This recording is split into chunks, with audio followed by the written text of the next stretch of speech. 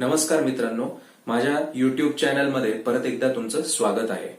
Halogen डेरिव्हेटिव्हजच्या methods of preparation या आपण already last लेक्चरमध्ये बघितल्या आहेत आणि त्या आपल्या संपलेल्या आहेत. आता नेक्स्ट टॉपिक आपल्याला आज सुरू करायचा आहे, तो म्हणजे आहे physical properties of alkyl halides. Okay, मग फिजिकल प्रॉपर्टीज मध्ये there are 4 to 5 physical properties are there. त्या आपल्याला डिटेलमध्ये स्टडी करायचे आहेत, कारण याच्यावरती तुम्हाला एमसीक्यू येऊ शकतो. ठीक आहे, सर्वात पहिली जी प्रॉपर्टी आहे मित्रांनो, first property is nothing but nature of intermolecular forces.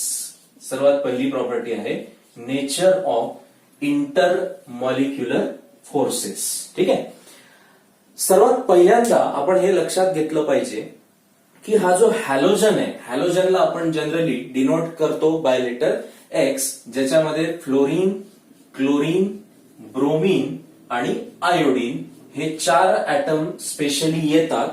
तर यांच्या बाबत एक सर्वात महत्वाची गोष्ट अशी आहे की फ्लोरीन, क्लोरीन, ब्रोमीन आणि आयोडीन हे कार्बन बरोबर डायरेक्टली बॉन्ड तयार करताय.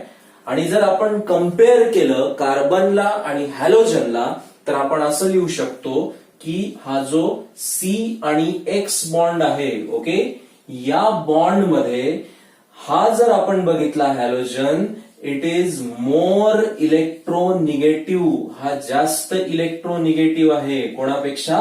कार्बनपेक्षा. ओके, आणि जर हा जास्त इलेक्ट्रोनिगेटिव्ह असेल तर काय होतं? इंटरमॉलिक्युलर फोर्सेस जो आहे, स्टेट्स ऑफ मॅटर चॅप्टर मध्ये 11th मध्ये आपण बघितलेलं आहे. तर मी एक इथे स्ट्रक्चर ड्रॉ करतो. अल्किल हॅलाइड मध्ये CX बॉन्ड असतो, कार्बन टेट्राव्हॅलंट आहे, त्यामुळे इथे 3 सिंगल कोव्हॅलंट बॉन्ड मी दाखवतोय. ठीक आहे, एक्झॅक्टली काय होतं इथे? कार्बन पेक्षा हॅलोजन ऍटम हा मोर इलेक्ट्रोनिगेटिव्ह आहे. कोव्हॅलंट बॉन्ड जो तयार होतो, it is form by sharing a pair of electron, एक कार्बनचा आणि दुसरा हॅलोजनचा. पण आता हे जे दोघं आहेत याच्यामध्ये एक इलेक्ट्रॉन निगेटिव्ह असल्यामुळे हा जो हॅलोजन आहे हा या पेअरला स्वतःकडे काय करून घेतो? अट्रॅक्ट. आणि यापूर्वी पण आपण बघितलंय की जो अट्रॅक्ट करतो त्याच्यावरती कोणता चार्ज येतो? Partial negative. आणि जो डोनेट करतो त्याच्यावरती कोणता चार्ज येतो? पॉझिटिव्ह. आणि इथे पॉझिटिव्ह आणि निगेटिव्ह चार्जेस डेव्हलप झाल्यामुळे, म्हणजेच पोलॅरिटी डेव्हलप झाल्यामुळे हा जो CX बॉन्ड आहे हा कसा बनतो? पोलर. ओके, म्हणजेच CX म्हणजेच अल्किल हॅलाइड मध्ये कार्बन आणि हॅलोजनचं जे नेचर आहे बॉन्डचं ते आहे पोलर.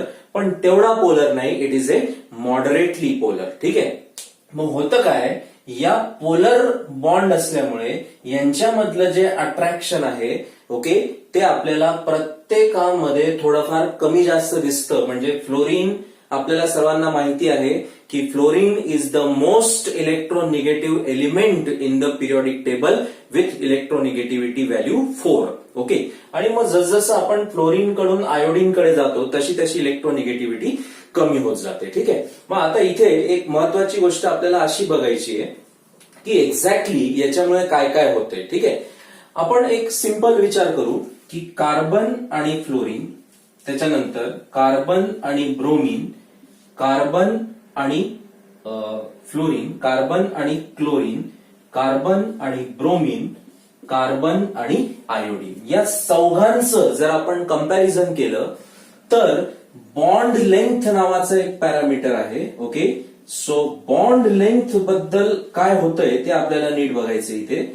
जर आपण कम्पेअर केलं फ्लोरीन, क्लोरीन, ब्रोमीन आणि आयोडीन मध्ये, तर फ्लोरीनचा ऍटॉमिक नंबर आहे 9. ओके, त्यानंतर क्लोरीनचा जो ऍटॉमिक नंबर आहे इट इज 17, ब्रोमीनचा ऍटॉमिक नंबर आहे 35 आणि आयोडीनचा ऍटॉमिक नंबर आहे 53. म्हणजे इथे शेल्स जे आहेत ते फ्लोरीन कडून आयोडीन कडे काय होत जात आहे? वाढत जात आहे.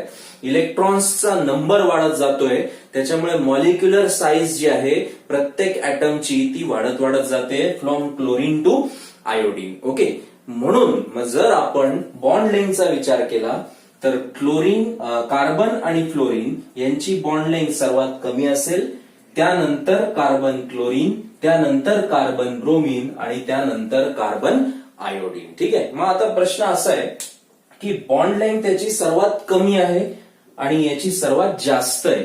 मग what about the bond strength? Bond जो आहे त्याची स्ट्रेंथ कशी काय तुम्ही काढणार, म्हणजे कुठला बॉन्ड हा स्ट्रॉंगेस्ट असेल? तर याच्यामध्ये एक महत्वाची गोष्ट लक्षात ठेवा की जरी बॉन्ड लेंथ ही जास्त असली तरी सुद्धा बॉन्ड स्ट्रेंथ ही बॉन्ड लेंथच्या अपोजिट व्हॅरी करते. म्हणजेच कार्बन आणि फ्लोरीन हा जो बॉन्ड आहे हा सर्वात कसा असेल? स्ट्रॉंग, कारण बॉन्ड लेंथ जी आहे ती कमी आहे. ओके. आणि कार्बन आणि आयोडीन हा जो बॉन्ड आहे हा सर्वात कसा असेल? वीक. ओके. मग आता याचं रिझन काय मित्रांनो ते मी तुम्हाला सांगतो. ठीक आहे.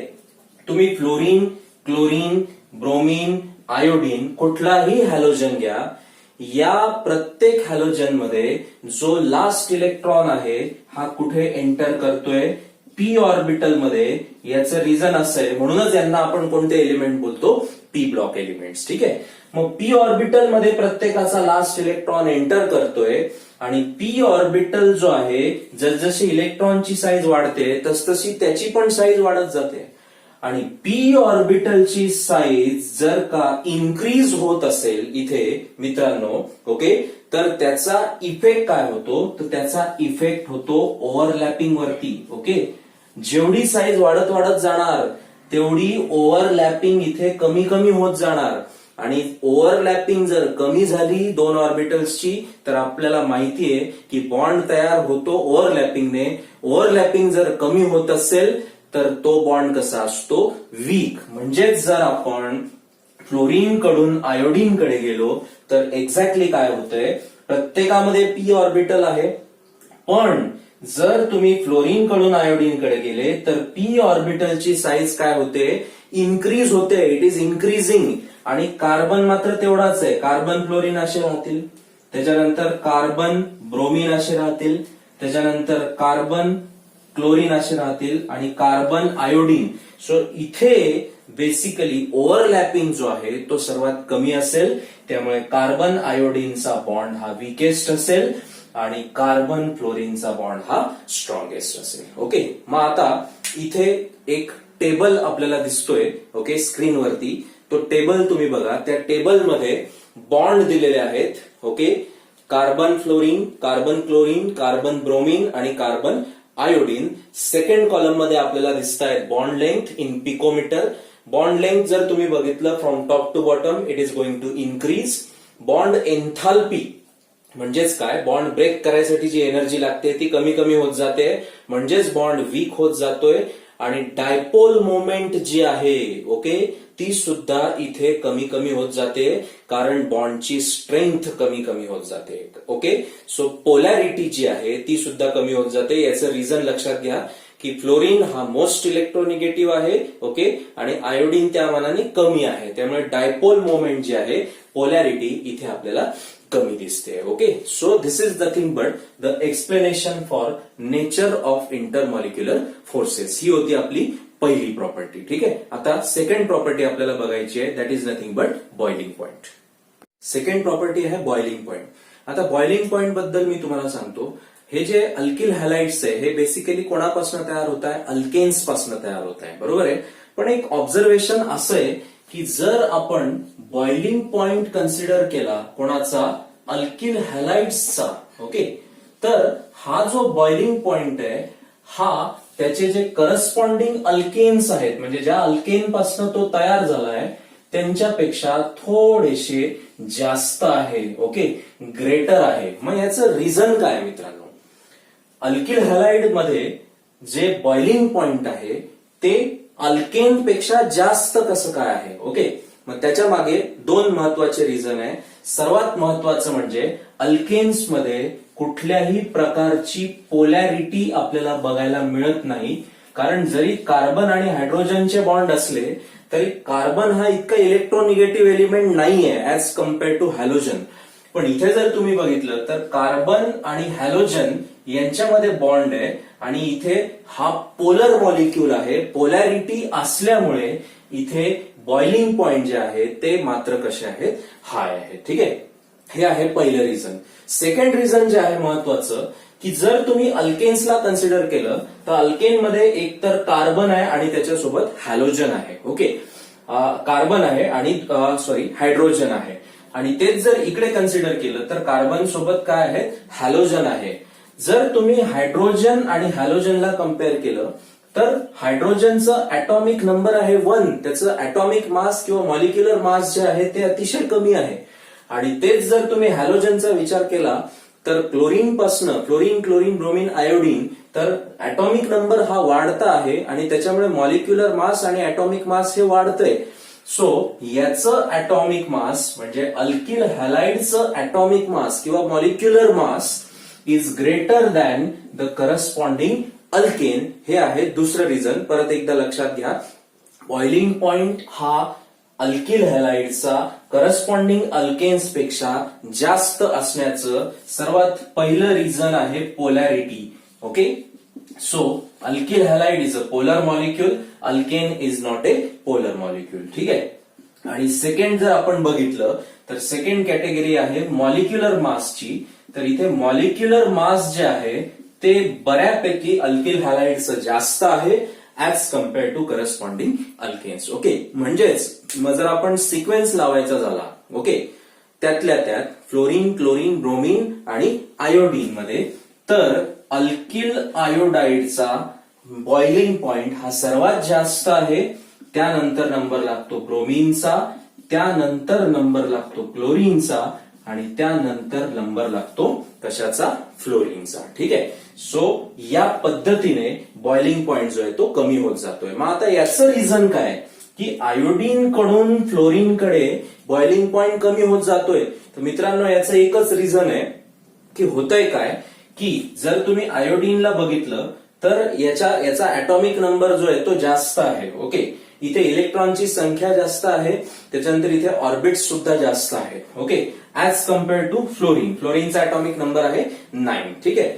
मग साईज जी आहे, ऍटॉमिक साईज, ती मॅटर करते आणि याच्यामुळे मॉलिक्युलर साईज जी आहे ती पण इथे कमी होते आणि इथे जास्त होते. आणि आपण हे बघितलंय की जर मॉलिक्युलर मास जास्त असेल, ओके, तर त्याच्यामुळे काय होतं, बेसिकली एक अट्रॅक्शन फोर्स असतो, त्या अट्रॅक्टिव्ह फोर्सला बोलतात van der Waals force of attraction. Okay, या व्हॅन्डर वॉल्स फोर्स ऑफ अट्रॅक्शनला एक आणखी नाव आहे, sometimes it is called as London dispersion forces.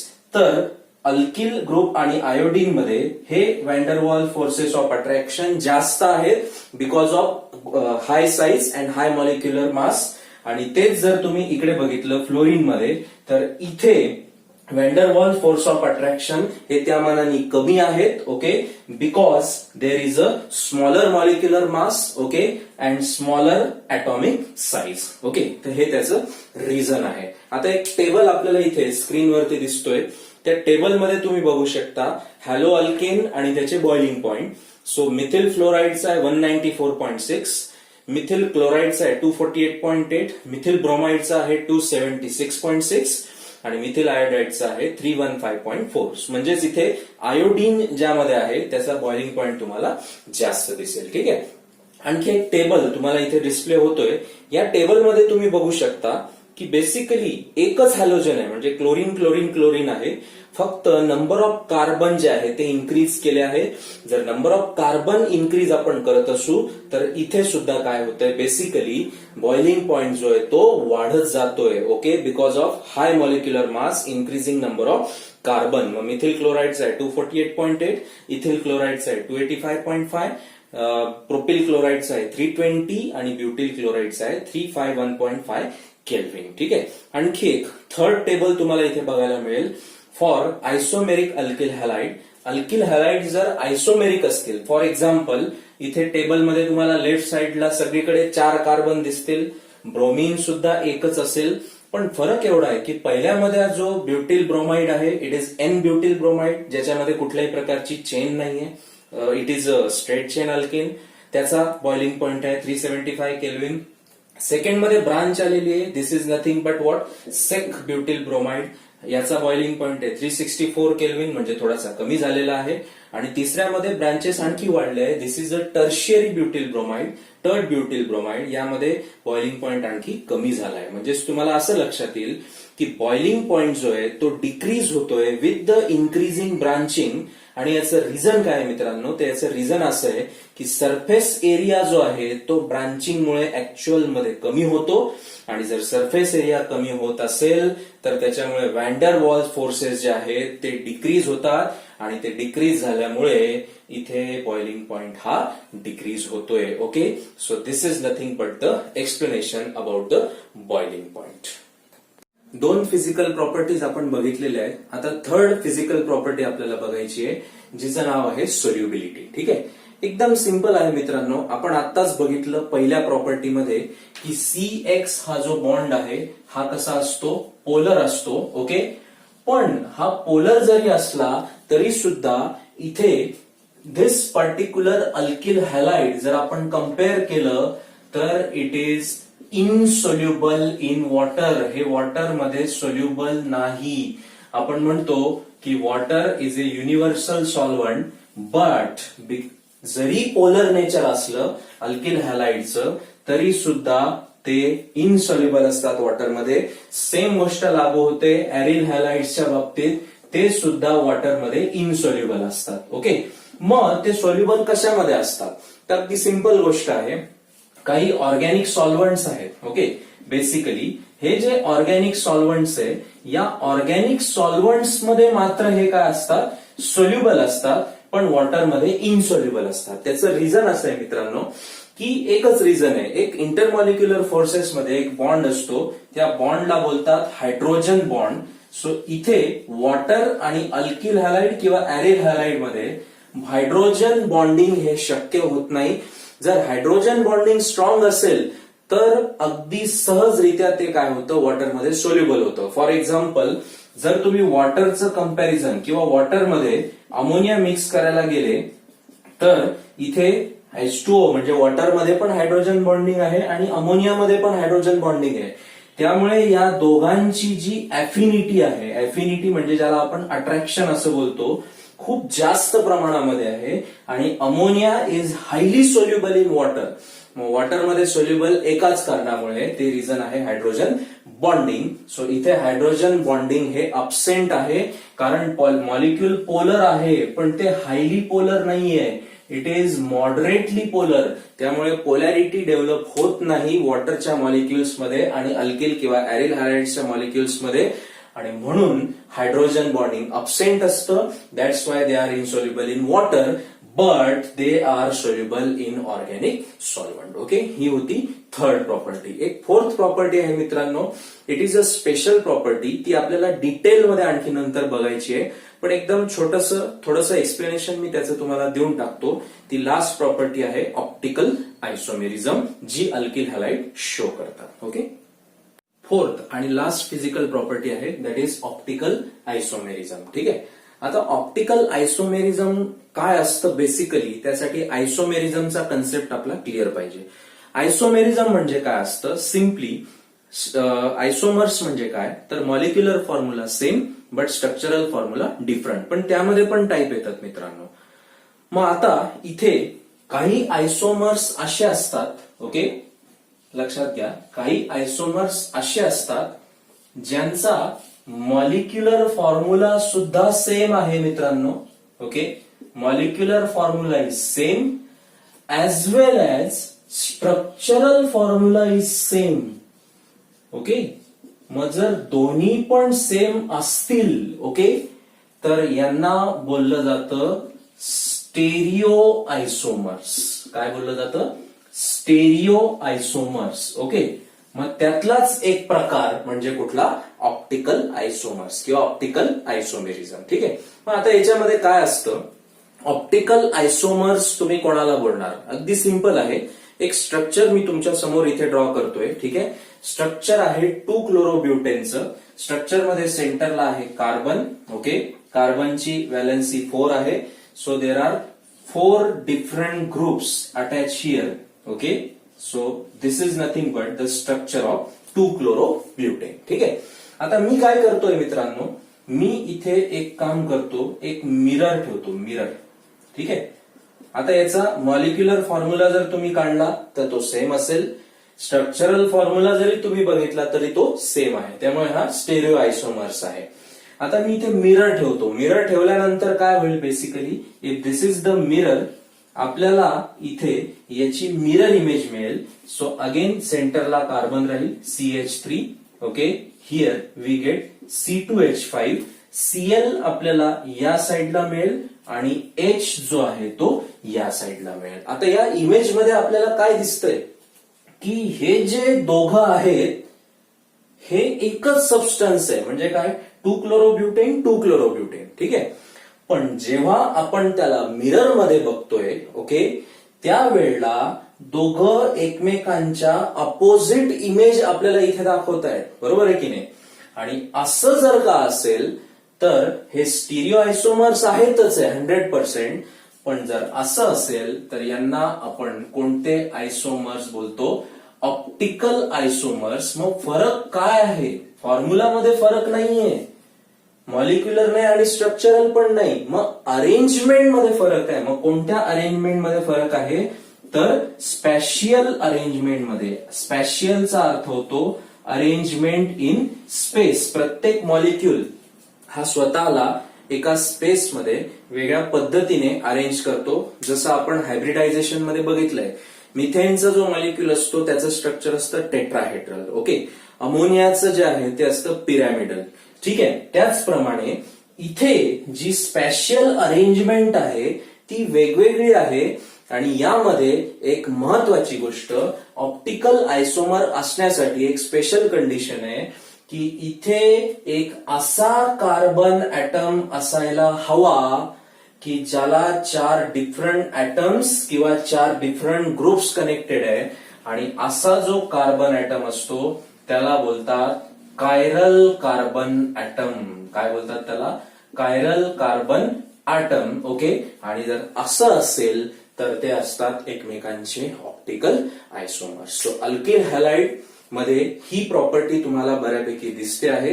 Okay, आणखी पण काही सबस्टन्सेस आहे जे ऑप्टिकल आयसोमेरिझम दाखवतात आणि याचा पुढे आपल्याला आणखी डेप्थ मध्ये ऑप्टिकल ऍक्टिव्हिटी नावाचा कन्सेप्ट आहे, त्यामध्ये जास्त करून आपल्याला स्टडी करायचं आहे. ओके, आणि 2 रिएक्शनचे मेकॅनिझम पुढे येणार आहे.